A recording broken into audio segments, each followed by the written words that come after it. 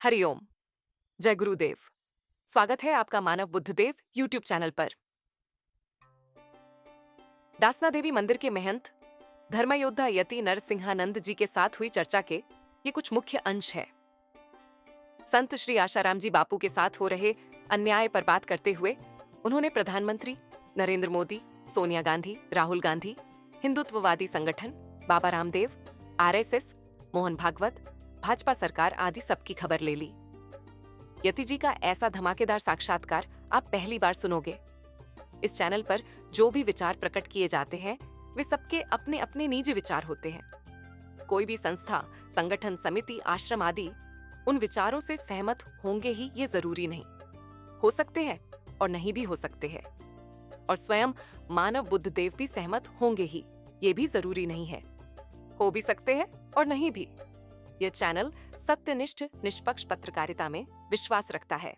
तो सबसे पहला स्वामी जी महाराज जी आपसे यही सवाल कि अभी जो पूज्य संत श्री आशाराम जी बापू के खिलाफ 31 जनवरी को जो फैसला आया, उम्र कैद की सजा उनको दी गई, क्या कहेंगे स्वामी जी आप इस विषय में? देखिए, बहुत निराशाजनक फैसला है, बहुत निराशाजनक फैसला है। और ये पूरे हिंदू समाज की, आसाराम बापूजी के आश्रम वालों की, उनकी लीगल टीम की और उसके साथ ही पूरे हिंदू समाज की बहुत बड़ी विफलता है। यहां इतने मौलाना मैं आपको दिखा सकता हूं, मानव जी, इतने मौलाना दिखा सकता हूं जिन्होंने वास्तव में बहुत बलात्कार किए, बहुत हत्याएं करवाई, लेकिन उन पर मुकदमे भी नहीं चलते, मुकदमे भी नहीं चलते। लेकिन स्वामी जी पर जिस तरह से ये आक्षेप और जिस तरह से ये हरकतें हो रही हैं, ये हिंदू समाज की, ये इस दर्शाता है कि हिंदू समाज बहुत तेजी से पतन की ओर अग्रसर है और विनाश हमारे बिल्कुल सम्मुख खड़ा है। तो स्वामी जी कहीं ना कहीं षड्यंत्र भी एक बहुत बड़ी साजिश बापू जी के खिलाफ हुई है 2013 में, और आप ही के वक्तव्य में मैंने कहीं सुना भी है कि सोनिया गांधी ने भी इसमें भूमिका निभाई है। देखिए, ईसाइयत की जड़ें हिला दी थी आसाराम बापू जी ने, और भी कई लोग हैं जिन्होंने ईसाइयत की जड़ें हिलाई थी, लेकिन आसाराम बापू जी उनमें सबसे बड़े थे। और सबसे बड़ी बात यह है कि वो नरेंद्र मोदी, भारतीय जनता पार्टी के बड़े समर्थक थे। ये जो राहुल गांधी का नाम पप्पू है, ये आसाराम बापू जी की देन है। तो सोनिया उनसे व्यक्तिगत बहुत ही बुरी तरह चिढ़ गई थी और ईसाई मिशनरी ये चाहते थे कि किसी भी तरह से आसाराम बापू जी को हिंदुओं के आध्यात्मिक धार्मिक पटल से दूर कर दिया जाए। और ये बहुत बड़ा आघात दिया गया था हिंदू समाज को, बहुत बड़ा षड्यंत्र था। लेकिन दुख की बात यह है कि हिंदू समाज उस षड्यंत्र का काउंटर नहीं कर पाया। 100 करोड़ हिंदू समाज, जिसमें कहा जाता है 3-4 करोड़ तो आसाराम बापू जी के अपने भक्त हैं, अपने साधक हैं, हिंदू समाज मिलके भी इस षड्यंत्र को झेल नहीं पाया। और एक वयोवृद्ध योद्धा इतने दिनों से जेल में है, मेरी समझ में नहीं आती कि सब लोग कर क्या रहे हैं। मेरी समझ में बिल्कुल कुछ नहीं आ रहा है। स्वामी जी उस समय तो बहुत एक ये किया गया था 13-14 में, बहुत काफी प्रयास, उस समय आंदोलन वगैरह भी हुए, लेकिन जो एक ऐसा समर्थन, उस समय जो सहयोग मिलना चाहिए था तत्कालीन जो भी तथाकथित जो भी हिंदुत्ववादी संगठन बड़े, तो उनकी तरफ से भी सहयोग ऐसा नहीं मिला स्वामी जी उस समय। देखिए, हिंदुत्ववादी संगठन तो, देखिए, हिंदुत्ववादी संगठन कोई नहीं है, संगठन है नेताओं के चमचागिरी के लिए बने हुए संगठन है। वो हिंदुओं के लिए कुछ नहीं करते, वो नेताओं के अनुसार काम करते हैं। नेताओं को जितने से फायदा होता केवल उतना ही करते हैं। अगर उनके नेताओं ने कहा होता कि आसाराम बापू जी को छुड़ाओ, तो वो लगे होते। नेताओं को लगा कि आसाराम बापू जी को जेल में रखना फायदेमंद है, इससे हमारे बहुत सारे काम सधते हैं। और मुझे लगता है इन्हीं षड्यंत्रों का ये परिणाम है कि आसाराम बापू जी के खिलाफ इस तरह के फैसले आ रहे हैं और वो जेल में है। जी, उस समय अशोक सिंघल जी भी पूज्य बापू जी को मिलने जेल में गए थे, करीब आधा घंटा उनसे चर्चा हुई। फिर जब वो बाहर आए, मीडिया ने उनको घेरा कि भाई आप क्यों आए यहाँ बापू जी से मिलने, तो उन्होंने कहा कि बापू जी पूर्णतः निर्दोष है, बापू जी को फंसाया गया है। उसमें सोनिया गांधी का, कांग्रेस का भी नाम उन्होंने लिया था, अशोक जी सिंघल ने। पर अशोक जी सिंघल जो कि विश्व हिंदू परिषद के सर्वे सर्वा थे, आज तो हमारे बीच नहीं है, तो ऐसा उनका सर्वे सर्वा जो उनका नेतृत्व, शीर्ष का नेतृत्व अशोक सिंघल जी, वो बापू जी को समर्थन कर रहे हैं, बावजूद उनके संगठन के कार्यकर्ता, उस समय उनके पदाधिकारी जो भी कोई बापू जी के लिए सामने आया नहीं, उतरा नहीं, जैसा कि अभी स्वामी जी ने कहा कि ये सब। जी देखिए, ये तो संघ की पॉलिसी है, नेता कुछ और करते हैं, कार्यकर्ता कुछ और करते हैं, वो कहते कुछ है, करते कुछ है। संघ इस मामले में बहुत ही खतरनाक संगठन है। संघ की किसी बात पर विश्वास नहीं करना चाहिए। संघ ने पूरे जीवन हिंदुओं का नाम लिया, और हिंदुओं के लिए क्या किया, ये आप तो ज्यादा जागरूक लोग हैं, आप अच्छी तरह जानते होंगे। इसलिए संघ के किसी भी नहीं, विश्व हिंदू परिषद संघ का एक संगठन है, नेताओं ने क्या किया कहा इस पर विश्वास नहीं करना चाहिए, विश्वास इस पर करना चाहिए कि नेताओं ने क्या कहा। जी बिल्कुल, नेताओं ने क्या कहा उस पर ये होना चाहिए। मतलब आज तो पूरा नेताओं ने किया क्या है ये देखिए ना, नेताओं ने कहा क्या। कहने में बहुत, हिंदुओं के नेता कहने में बड़े वीर होते हैं, लेकिन इस बात को छोड़ दीजिए कि उन्होंने कहा क्या, ये बताइए कि उन्होंने किया क्या। हमें ये देखना चाहिए कि हमारे नेताओं ने किया क्या। तो बात ये नहीं है कि उन्होंने कहा क्या, अगर अशोक सिंघल जी चाहते तो आसाराम बापू जेल से बाहर होते। अशोक सिंघल जी कम से कम, चलिए कांग्रेस की सरकार में नहीं था दम, लेकिन बीजेपी की सरकार में तो वो जो चाहते वो कर सकते थे। उनकी बात टालने का साहस किसी में नहीं था, किसी में था ही नहीं। और देखिए आंदोलन होते हैं दूसरी सरकारों में, जब सरकार दूसरों की हो। 14 से तो सरकार अशोक सिंघल जी की भी थी। 14 से जो सरकार चल रही है वो तो आरएसएस की सरकार है ना, हिंदूवादी सरकार है ना। बिल्कुल। तो 14 से तो बहुत कुछ हो सकता था, नहीं हुआ। अब क्यों नहीं हुआ, क्या नहीं हुआ, ये तो मैं नहीं जानता, लेकिन हुआ नहीं। आसाराम बापू, कुल मिला के कुछ भी हो, आसाराम बापू आज जेल में है जी, और उन्हें जमानत तक नहीं मिली। मैं ये कहता हूं चलिए जो निर्णय आया वो तो एक अलग बात है, लेकिन क्या कारण है कि आसाराम बापू को जमानत भी नहीं दी गई, जो इतने वृद्ध हैं लेकिन जमानत ही नहीं दी जा रही। इसका क्या कारण है? इसका भी तो कोई षड्यंत्र होगा, किसी ने कभी। देखिए सबसे बड़ी बात है, आवाज कोई नहीं उठा रहा। भाई चलो ठीक है, जो निर्णय आएगा वो देखा जाएगा, लेकिन जमानत तो दो तुम। जमानत तो होनी चाहिए, लेकिन आसाराम बापू को जमानत ही नहीं मिली। और कब से, तारीख कौन सी है जब से वो जेल में है मानव जी? वो 1 सितंबर 2013, 1 सितंबर 2013 से जेल में है। 31 अगस्त की रात को लेकर 2013 सोनिया गांधी का राज था, लेकिन 14 से तो फिर हिंदूवादियों का राज आ गया था। उस समय उनके लिए क्या नहीं हो सकता, लेकिन कुछ नहीं हुआ। नहीं हुआ, चलिए अब कारण तो जो भी रहे होंगे कि नहीं हुआ, लेकिन हुआ नहीं। कुल मिलाकर आसाराम बापू जेल में ही है। और सबसे बड़ा दुखद ये है, और देखिए कोई कहता है न्यायपालिका स्वतंत्र है, इस देश की न्यायपालिका बिल्कुल स्वतंत्र नहीं है। देश की न्यायपालिका अधिकारियों के हिसाब से, नेताओं के हिसाब से, सरकारों के हिसाब से काम करती है जी। जो निर्णय नेताओं को चाहिए, जो निर्णय सरकारों को चाहिए, न्यायपालिका वही निर्णय देती है। इससे अलग निर्णय बहुत कम आते हैं।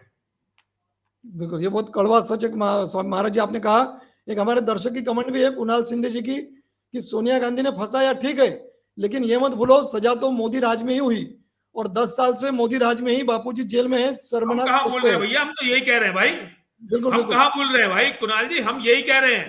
आप शायद सुन नहीं रहे हैं ध्यान से। हम यही तो बता रहे हैं कि चलो सोनिया गांधी के टाइम में चलो जो हो गया हो गया। 14 से तो हिंदुओं का राज आ गया ना, हिंदुओं का राज बोलते रहे इसे। बिल्कुल, यही तो हम कह रहे हैं। और एक मोनू लोढ़ा जी कह रहे कि कानून आज भी कांग्रेस का है। मतलब एक व्यंग्य इन्होंने किया है वाली बात है। ये लोग जानकार नहीं है, ये लोग जानकार नहीं है, केवल व्हाट्सएप यूनिवर्सिटी का ज्ञान है। कानून ऐसा नहीं है कांग्रेस नहीं, उनका ये कहना है कि अपना लगाती है। हाँ ना, कानून कांग्रेस का है। मतलब उनका कहना है कि वही जो चल रहा है, मतलब एक हिंदू पे जो अत्याचार हो रहे हैं आज भी। सुनिए, हर सरकार को इस कानून से फायदा होता है। आदमी नेता बनने से, प्रधानमंत्री बनने से पहले कुछ और होता, प्रधानमंत्री बनने के बाद कुछ और हो जाता है। सबको वही राज चाहिए, सबको वही कानून चाहिए, ताकि अपने विरोधियों को कुचल सके। ऐसा कुछ नहीं जो कांग्रेस करती थी, ये नहीं कर रहे हैं। बिल्कुल। एक तो सुब्रमण्यम स्वामी जी जो है महाराज जी, उन्होंने तो हमेशा ही बापू जी का पक्ष लिया है। कहा है कि ये ऐसे इतना बड़ा बोगस केस मैंने मेरे जीवन में दूसरा नहीं देखा, ऐसा इनका कहना है। I have never seen such A fake case in my life. तो इन्होंने अभी कुछ ही दिन पहले, मुझे लगता है 6 अगस्त को इन्होंने एक ट्वीट किया, उसके पहले भी किया था, वो तो बार बार कई बार करते हैं, कि मोदी और अमित शाह ही नहीं चाहते कि बापूजी बाहर आए। ये सुब्रमण्यम स्वामी जी बीजेपी के जो लीडर है, वो ऐसा खुलकर बोलते हैं आज। तो कहीं ना कहीं ऐसा लगता है कि बहुत एक पीड़ा होती है कि देखिए आज हमारे देश के राजा, मतलब राजसत्ता को धर्म सत्ता के मार्गदर्शन में चलना चाहिए, धर्म सत्ता ऊपर होनी चाहिए, लेकिन आज हमारे देश की स्थिति तो राजसत्ता चल रही है, धर्म सत्ता के मार्गदर्शन में चल रही है, इसमें कोई शक नहीं। लेकिन वो धर्म सत्ता इस्लामिक और क्रिश्चियन धर्म सत्ता है। ये कड़वा सच है। राजसत्ता सनातन धर्म सत्ता के अधीन नहीं चल रही है। अभी मोहन भागवत ने कोई स्टेटमेंट दे दिया था मुसलमानों के बारे में, सारे के सारे उसके नेता मुसलमानों के यहां नाक रगड़ने गए कि जी नहीं, मोहन भागवत का मतलब ये नहीं था, वो ये नहीं कहना चाहते थे। हिंदुओं के बारे में मोहन भागवत रोज बकवास करता है, कोई है पूछने वाला? तो सत्ता है आज भी जो राज सत्ता है वो धर्म सत्ता के अधीन है, लेकिन वो धर्म सत्ता ईसाई और मुसलमानों की धर्म सत्ता है। सनातन की धर्म सत्ता का कोई लेना देना राज सत्ताओं से नहीं है।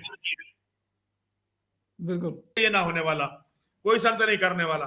संतों को संत आप एक आजकल संतों का, शंकराचार्य जी के लिए तो कोई बोला नहीं, आसाराम बापू बोले थे, हम बोले थे, कुछ ही लोग बोले। संतों के में जान नहीं है बिल्कुल। और संत इस टाइम हिंदू संतों ने राज सत्ताओं की गुलामी को स्वीकार कर लिया है। हिंदुओं के धर्मदंड में अब दम नहीं है। कोई ऐसा संत नहीं है भारत में जो मोदी के सामने आंख मिलाकर खड़ा हो सके, कोई है ही नहीं। एक है स्वामी अभिमुक्तेश्वरानंद जी महाराज, लेकिन वो राजनीतिक हैं।